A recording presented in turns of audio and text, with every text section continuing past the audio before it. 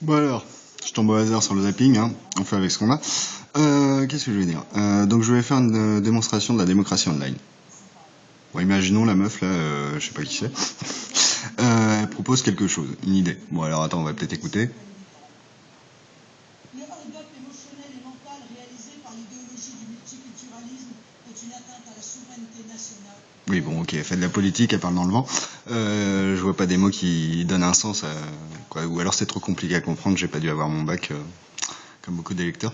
Bon, alors imaginons qu'elle ait une proposition, je sais pas, tiens, par exemple, quand on appelle, quand les policiers veulent enlever une voiture pour la fourrière, et ben il faut appeler le 17. Bon, alors on imagine, donc là on est au JT, hein. Ah, tiens, je voulais mettre BFM. Oui, bon, je mets une autre chaîne comique, c'est pas très grave. Donc là, on appuie, je sais pas, sur un bouton, hein, on va imaginer, et puis je sais pas, on va dire, je veux voter.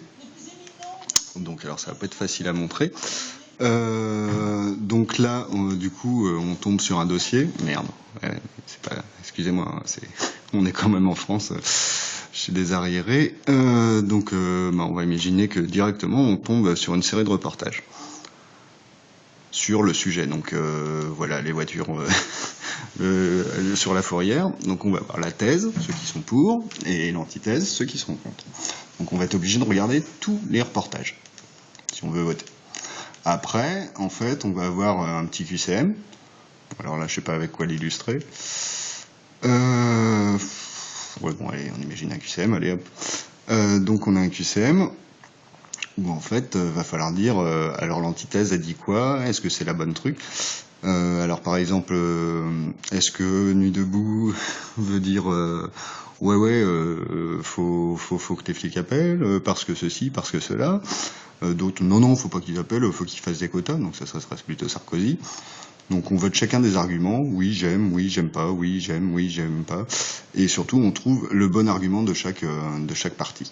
C'est-à-dire dans le QCM, on a Nuit debout, ils proposent quoi ouais, les flics ils sont trop cool, ils sont super sympas, putain quand on fait des manifs, ils nous offrent des pains au chocolat, ils sont trop cool. Ou alors deuxième solution, ils nous matraquent la gueule, on n'a pas le droit de parler. Ou troisième solution, dans leur argumentaire, en fait, ils disent que ça coûterait moins cher, que les policiers appellent plutôt que d'appeler la fourrière. En plus, du coup, ils perdent moins de temps, donc du coup, ils travailleraient plus, ils auraient le temps d'investiguer sur les vraies enquêtes. Donc, on répond à chaque question. Ensuite, on imagine qu'il y a un débat de synthèse, donc là on peut aussi évaluer les lois, si on est d'accord ou pas avec la formulation de la loi, est-ce qu'on la comprend, est-ce que c'est ésotérique comme un juriste, ou des choses comme ça. Donc sur un truc très sécurisé, un peu comme l'arme nucléaire ou des choses comme ça, on peut imaginer qu'on puisse le faire sur la télé, en direct, quand on regarde le journal. Pas le journal de TF1, parce qu'on en a un peu marre des marronniers, on en a un peu marre de... Je sais plus ce qu'ils ont passé, faut aller voir le quotidien d'aujourd'hui, on était le 26 janvier 2016. Donc, la démocratie online, ça pourrait être ça. Ça pourrait être aussi sur le smartphone. C'est-à-dire, vous avez l'obligation de regarder n'importe où les différents reportages. Le Socialo, là, tiens, par exemple. Celui qui aime bien travailler. Ou faire travailler les autres, parce que je sais pas s'ils travaillent vraiment, à part serrer des pattes. Je parlais de Valls. Ouais, l'autre, je sais pas trop. Là. Il a l'air bon enfant. Je suis pas trop pour les socialos, mais bon, j'en ai marre du social. Ça se voit dans mes posts d'aujourd'hui. Qu'est-ce que je voulais dire Donc, on essaie de continuer. Donc, vous regardez les débats, vous montrez que vous êtes informé, ensuite vous dites sur la synthèse si vous êtes tous d'accord. Donc, on voit les gens qui comprennent rien, qui vont donner leur avis dans les sondages finalement, puisqu'ils n'ont pas réussi le QCM. Ensuite, on voit ceux qui comprennent les choses, qui ont compris les arguments de la thèse et de l'antithèse, et qui vont pouvoir avoir un QCM positif, un examen réussi, pas comme les primaires. Et donc, quand vous avez un bon QCM, vous pouvez voter la synthèse. Ensuite, ça fait une loi qui va rester dans le temps, et qui va rester, pas pour l'éternité, mais le débat, on va pas le reprendre à zéro s'il y a le même problème dans 100 ans. C'est-à-dire que la loi soit abrogée, qu'elle continue pas, on s'en fout. Le débat sera toujours le même en fait. Vous n'allez pas réinventer des arguments qui ont été donnés il y a 1000 ans par Socrate ou par Platon.